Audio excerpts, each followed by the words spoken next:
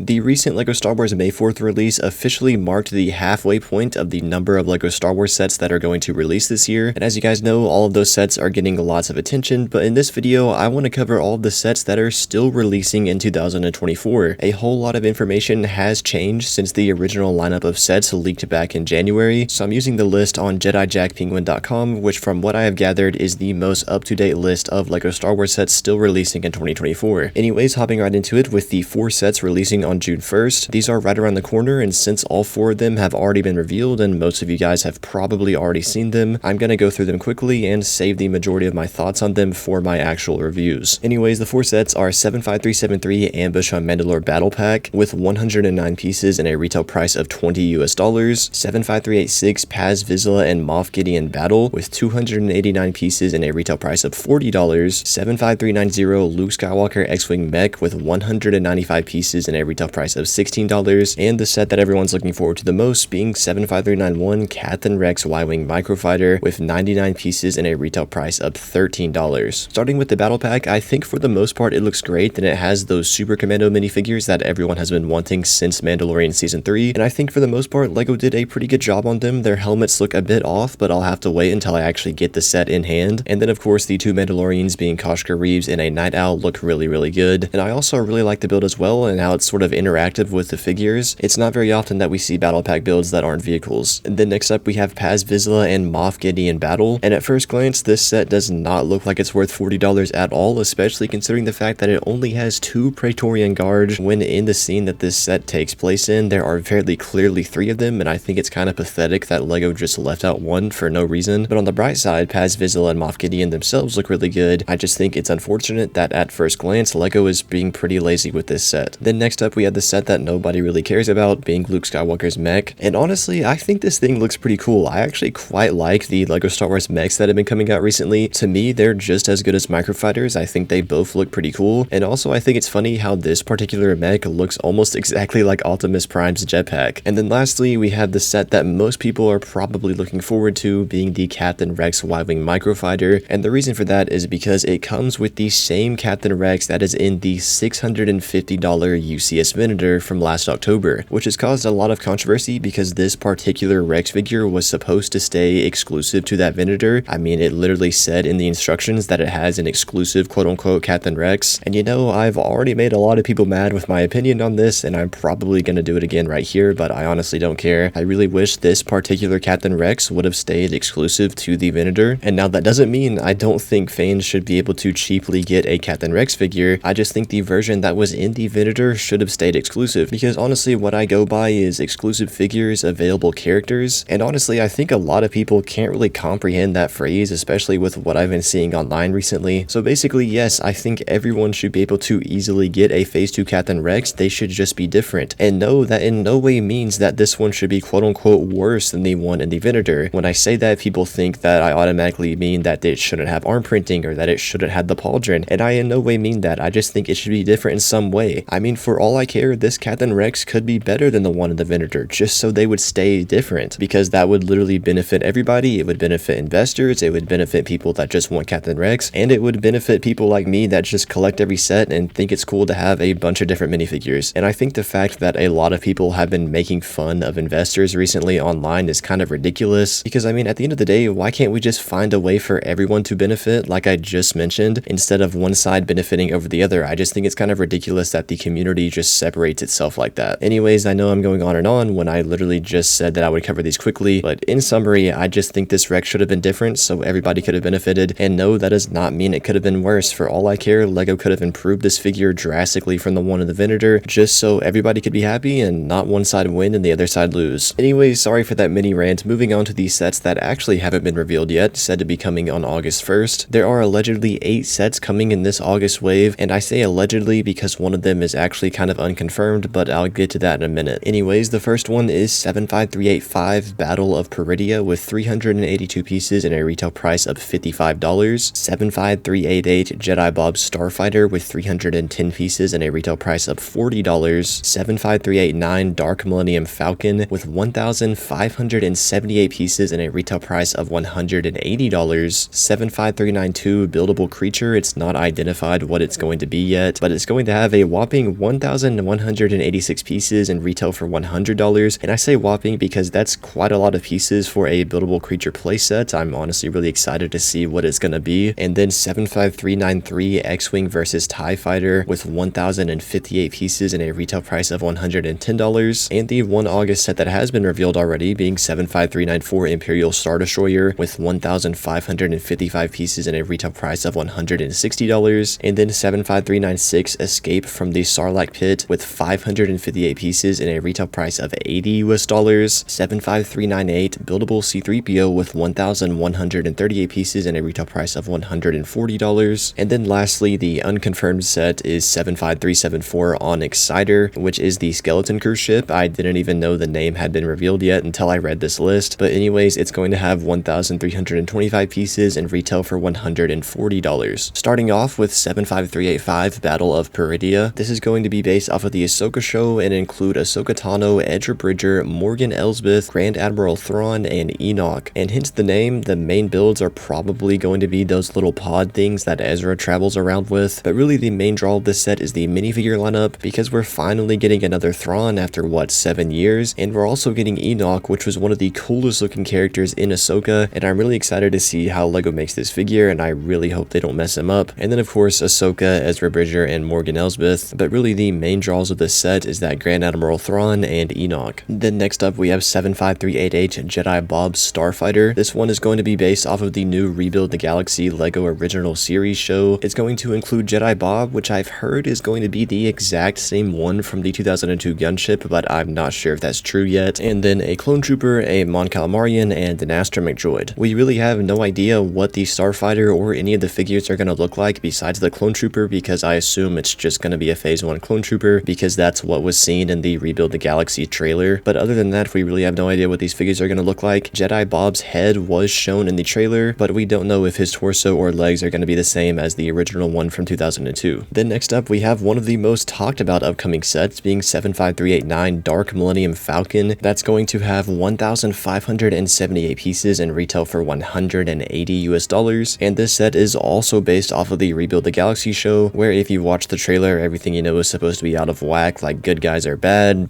guys are good, etc, etc. And that's why we get this weird set, which is going to be quite literally a black Millennium Falcon. I'm pretty sure it'll basically just be the same design as the other Playscale Falcons, like the 2019 model, but just in all black, I'm pretty sure. And as for the figures go, we're going to get the Infinity Darth Vader, Beach Luke Skywalker, Darth Jar Jar Binks, Darth Rey, Evil C3PO, and Darth Dev Greeblink. The Infinity's White Darth Vader actually has appeared in a few comics and actually as an action figure a few times, and it looks really cool. I'm really excited to get this as a LEGO figure. And then Beach Luke Skywalker, I have no idea what this figure is going to look like. And then Darth Jar Jar, which is honestly really awesome because LEGO has kind of taken this theme of this show and used it as an opportunity to actually make Darth Jar Jar, because as we all know, Darth Jar Jar has been a joke among Star Wars fans for literally as long as I can remember, and I just think it's really cool that LEGO has found a way to actually make him. And then we have Darth Rey, which appeared in episode 9 or episode 8, I don't remember, and then Evil C3PO, which is just going to be C3PO with red eyes, I'm pretty sure, and then Darth Dev Greeblink, which is just a character from this show. We don't know who he is. But anyways, this is going to be one of the craziest sets LEGO has ever made for Star Wars, and myself and many others are very excited to see what all these characters and the Millennium Falcon are going to look like. Then we have 75392 Buildable Creature with 1,186 pieces and a retail price of $100, and the only confirmed figure that's going to be in this set is a young Leia, and from what I've heard, she actually might be a 25th anniversary figure, so there's a chance that she might not be related to the set or the actual creature at all. And honestly, your best guess is just as good as mine as to what this is going to be. It has 1,186 pieces and it's going to be $100, so I imagine it's going to be pretty sizable. It maybe could be something from an upcoming show like the Acolyte or Skeleton Crew, or it could be something even crazier like a Zillo Beast. Like I said, your guess is just as good as mine. Then next up we have 75393 X-Wing versus TIE Fighter with 1,058 pieces and a retail price of $110. This set is going to include Sig Greeblink, Yessi Scale, a Rebel Pilot, an Astromech Droid, and a TIE Pilot. And based off of those names, this set is also going to be based off of that new Rebuild the Galaxy show, and it's going to be a versus set between an X-Wing and a TIE Fighter, and apparently there's going to be a feature where you can take the wings off of the X-Wings and put them on the cockpits of the TIE Fighter, and this is actually seen in the trailer for Rebuild the Galaxy, but it's really just LEGO's own version of a Star Wars Ugly. If you don't know what Uglies are, they've been around for a very long time. They're just a part of Star Wars Legends. They're basically just bootleg starfighters that are made out of parts from other starfighters, and I think they're really cool, and it's kind of like LEGO has kind of just made their own version of that, which I actually think is kind of lame because it seems like they're just stealing the idea of Uglies and not even really recognizing where the idea even came from. But anyways, yes, the X-Wing wings are supposed to be able to connect to the TIE Fighter cockpits. And as for the figures go, I'm pretty sure Sig Griebling is the main character in the show that's shown throughout the trailer. I don't know who Yessi Scale is, and I imagine the Rebel pilot, the Astromech droid, and the TIE pilot are gonna be just like what we've seen before. Anyways, next up we have 75394 Imperial Star Destroyer with 1,555 pieces and a retail price of $160. And since this set has already been revealed like the June sets, I'm gonna save most of my thoughts for my actual review, but I will say I think it's way too small. It's very detailed, don't get me wrong, it's very detailed and looks very good. In terms of just looks and detailing alone, I think it's probably the best Playscale Star Destroyer LEGO's made, but for what a Star Destroyer is supposed to be, it's just way too small. Like, it doesn't even look any bigger than the Ghost, which I really don't like, but as of now, that's all I have to say. Anyways, then next up we have 75396 Escape from the Sarlacc Pit with 558 pieces and a retail price of $80. This set's going to include Luke Skywalker, Han Solo, Chewbacca, Lando Calrissian, Boba Fett, a Weequay, and Nien Nunb as a 25th anniversary figure. Now this set is kind of supposed to pair with the UCS Sail Barge that's coming in October, since that set's not going to include any desert skiffs from what I know of, and I would hope that for $80 for a desert skiff and Sarlacc Pit set, we would get 2 desert skiffs as well as a Sarlacc Pit. But with that piece count and considering how LEGO has been putting a lot of small pieces in their sets recently, I'm kind of starting to think we're just going to get 1 desert skiff and the Sarlacc Pit for $80, which I think is ridiculous. If that's the case, the Sarlacc Pit better be extremely detailed. Same thing with the desert skiff, because I think $80 for just those 2 things is a bit ridiculous, but let's just hope that there's going to be 2 desert skiffs and not just 1 in the Sarlacc Pit. Then next up we have 75398 Buildable C-3PO. This is going to be an 18 plus set with 1,138 pieces and a retail price of $140, and just include a C-3PO minifigure. I mean, it's pretty much just going to be the C-3PO version of the Chewbacca from last year, and honestly I'm actually pretty excited for it because the Chewbacca and the recently released R2-D2 look very well together because they're actually scaled properly, and based off that I assume this C-3PO is going to be scaled properly too, so having these 3 sets on display next to each other should look pretty good. And then lastly we have the Onyx Cinder, which is just the Skeleton Crew ship with 1,325 pieces and a retail price of $140, and we literally only have 1 picture of this ship, or what's probably just concept art for this ship, so we really don't even know what it's going to look like, but I mean, I assume it's going to be a pretty cool looking set and probably have some really cool characters from the Skeleton Crew. Now that we're finally done with that huge August wave, on September 1st we're going to be getting the Advent Calendar, which has already been revealed. I don't really have much to say, I've never been a big fan of these, but for those of you that do get the Advent Calendars, here it is, and it's releasing on September 1st. Anyways, more importantly, on October 1st we are going to be getting 3 sets to end off the year, being 40730 Luke Skywalker's lightsaber, 4055 Star Wars Celebration, and then of course 75397 the UCS Jabba's Sail Barge. First up we have Luke Skywalker's lightsaber, and this is actually going to be the gift with purchase for the UCS Sail Barge. I don't think there's going to be a threshold for this set. I think really the only way to get it is going to be just by buying the UCS Sail Barge, but it's going to have 145 pieces, and I assume it's just going to look like the past lightsaber GWPs we've gotten. I mean, they released quite a few in like 2019, 2020, and 2021, I'm pretty sure, and I assume it's just going to be pretty similar to those, so nothing crazy. Then we have 4055 Star Wars Celebration set with 383 pieces and an unknown retail price, and it's going to include R2-KT, 3 Rebel Troopers, and 3 Stormtroopers. We don't know what this set's going to look like, but I assume it'll be pretty similar to the holiday diorama that was released last year, and probably be around the same price point. Anyways, then we have the main October set being 75397, the UCS Jabba's Sail Barge. It's going to have 3,942 pieces and retail for $500 US.